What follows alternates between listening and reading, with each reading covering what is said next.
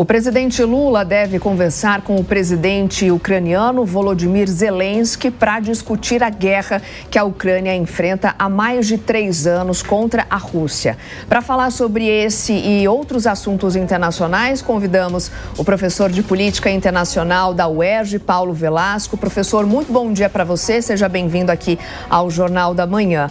Bem, o presidente Lula disse que espera que Volodymyr Zelensky esteja preocupado com a paz durante essa conversa que os dois terão essa semana. O que podemos esperar desse telefonema? E eu queria também entender a sua análise, aí o ponto de vista, se há de fato um espaço real para o Brasil ser esse intermediador, né, da paz, ou tem algum papel efetivo nessa questão da negociação de paz.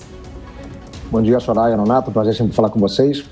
Na verdade, o Brasil ele sofreu algum desgaste, né, ao longo dos últimos 3 anos, desde que a guerra começou, na relação com o Kiev, na relação com a Ucrânia, né? Vimos o presidente Lula fazer algumas declarações, para dizer o mínimo, bastante controversas sobre o conflito.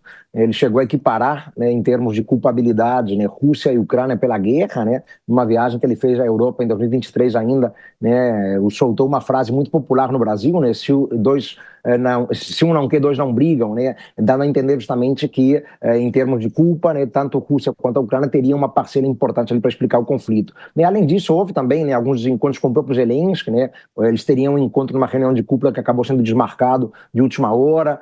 Então, é difícil o Brasil se colocar efetivamente, Soraya, como um potencial mediador dessa guerra, apesar da diplomacia brasileira, né, ter um histórico amplo, né, de mediação de conflitos, de tensões, né, já conseguiu mediar conflitos aqui no entorno regional, né, guerra entre Peru e Equador na década de 90, guerra entre Paraguai e Bolívia ali nos anos 30 do século XX, né, mas é difícil a gente conseguir, de fato, né, perceber o Brasil tendo um papel um pouco mais protagônico, né, no âmbito da guerra entre Rússia e Ucrânia, né. O telefonema talvez sirva, né, de fato, para o Brasil tentar melhorar um pouco sua imagem, né, perante o Zelensky, né, o Brasil quer, né, ocupar um espaço importante na política internacional, né, esse sempre é um sonho, né, do Brasil, né, o presidente Lula também, né, busca se colocar de alguma maneira como um estadista, né, no âmbito global, né, então certamente será um telefonema para tentar, né, aproximar as posições da Ucrânia, em um momento inclusive, né, em que algumas posições do governo Donald Trump se aproximam também, né, com a perspectiva brasileira acerca da guerra, né, mas, né, se a gente pensar friamente, o Brasil tem muito pouco, né, de fato a contribuir, né, na medida em que é um ator mais distante, né, do cenário do conflito, né, não tem muita ingerência ou influência na geopolítica europeia,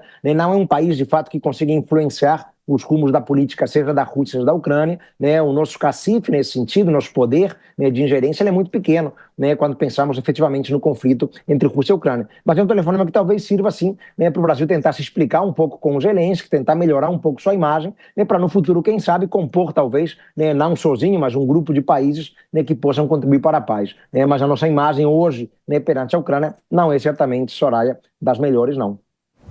Professor Velasco, ainda nesse assunto, e aí trazendo o Donald Trump para a nossa conversa, ele ameaçou novas tarifas ao gás russo, a importação de petróleo russo, melhor dizendo, pelo seu país, pelos Estados Unidos. Ele disse que essas tarifas podem chegar a 50% caso Vladimir Putin, de algum modo, bloqueie uma possibilidade, um acordo de paz com os ucranianos. E aí o Trump trabalha com aquilo que ele tem feito ultimamente, que é sobretaxar todo mundo. Minha pergunta é, os russos, será que se importam com mais taxação, tamanho o volume de restrições que eles obtiveram depois de terem invadido a Ucrânia? Ainda há o que taxar dos russos, Velasco?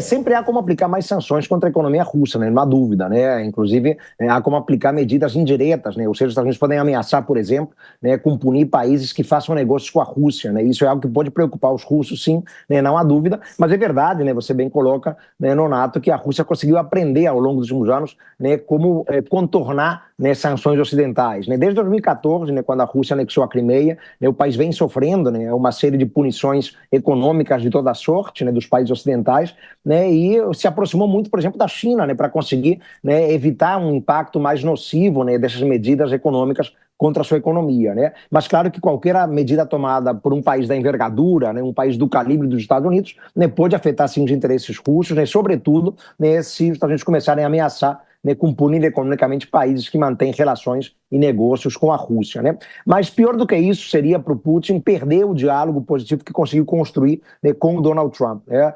Para o Putin a situação melhorou muito, né, com a saída do Joe Biden, né, e a chegada do Donald Trump à Casa Branca, né, ele conseguiu voltar a dialogar com os Estados Unidos.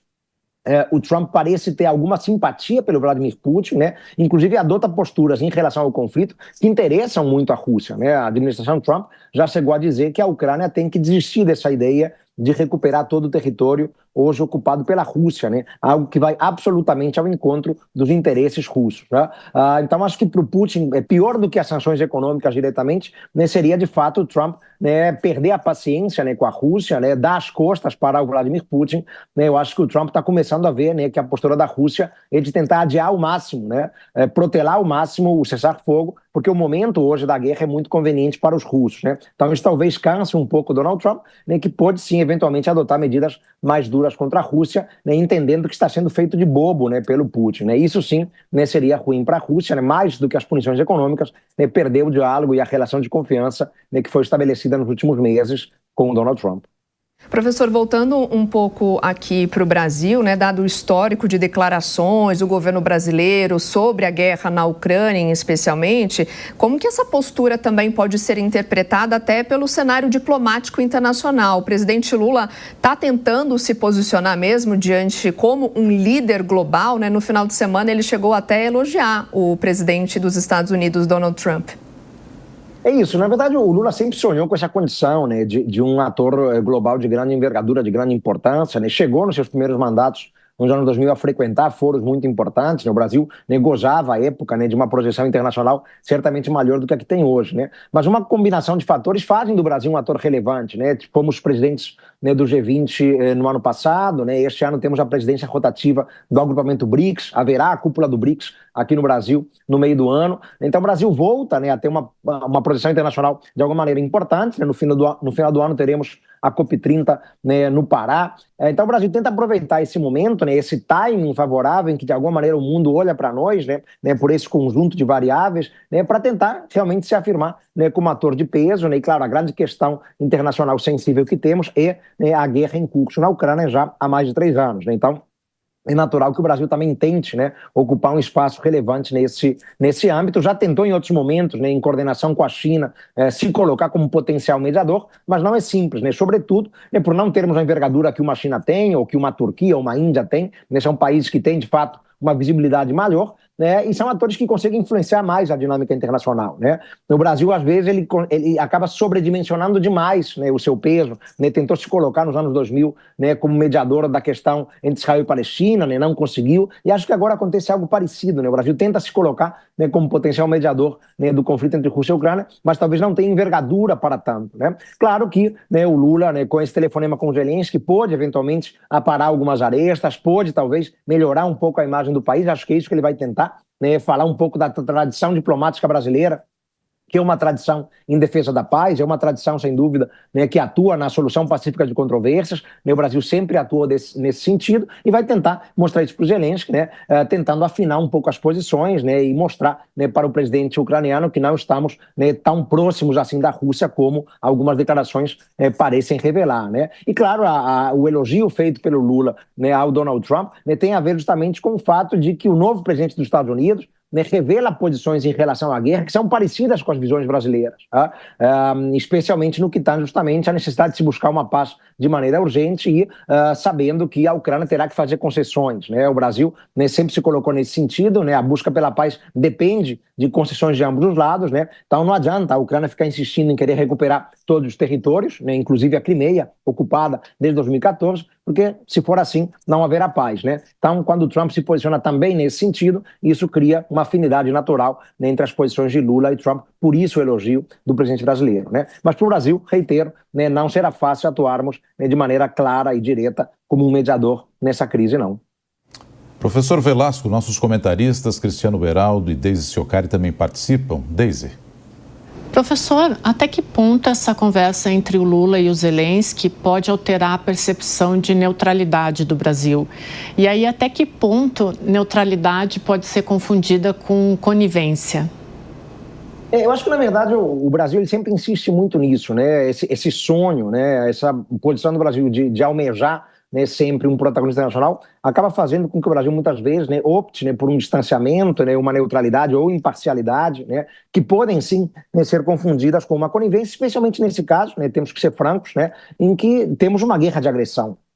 A Rússia é o país invasor, né, a Ucrânia é o país invadido, né, isso não há, né, qualquer margem para dúvida. Então, quando o presidente Lula, né, lá em 2023, né, disse justamente, né, que Rússia e Ucrânia são responsáveis pela guerra, né, isso vai na contramão de qualquer razoabilidade, né, isso compromete, né, a própria imagem, né, não só do presidente, mas a própria imagem do Brasil também. Né. Então o Brasil agora terá, né, efetivamente, que tentar afirmar novamente uma legitimação internacional, né, nessa questão da guerra na Ucrânia, para tentar poder atuar, né, como um potencial mediador. Né. Em outros momentos também, né, o Brasil, nesse afã de não se posicionar diretamente, né, também acaba errando, né, quando, por exemplo, em mais de uma ocasião, né, no Conselho de Direitos Humanos da ONU, o Brasil se absteve, né, de apoiar, né, resoluções condenatórias, né, contra Cuba, contra a China, né, ou mesmo, né, o Brasil também se absteve de apoiar a suspensão da Rússia no Conselho de Direitos Humanos da ONU. Né. Então são posições que, para o mundo ocidental sobretudo, né, caem muito mal, né, acabam revelando um Brasil, né, conivente. Né. Claro, né, que o Brasil possivelmente não quer se distanciar de Moscou, né, como por exemplo a França topa fazê-lo, né. Temos relações com a Rússia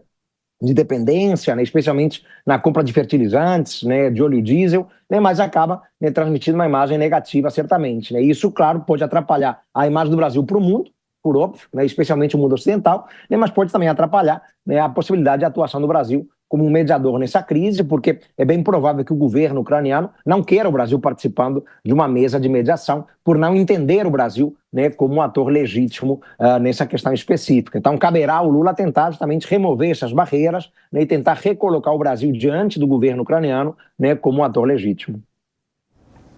Bom dia, professor. Nessa linha que o senhor falou da dependência brasileira em relação ao óleo diesel, ao fertilizante russo, entre outras coisas, o Brasil conseguiu se safar, de uma certa forma, das sanções impostas por Europa e os Estados Unidos de Joe Biden, mas agora Donald Trump fez uma ameaça muito objetiva que atinge o Brasil de forma frontal, que é a tributação de 25% em cima de óleo diesel russo que qualquer país importe.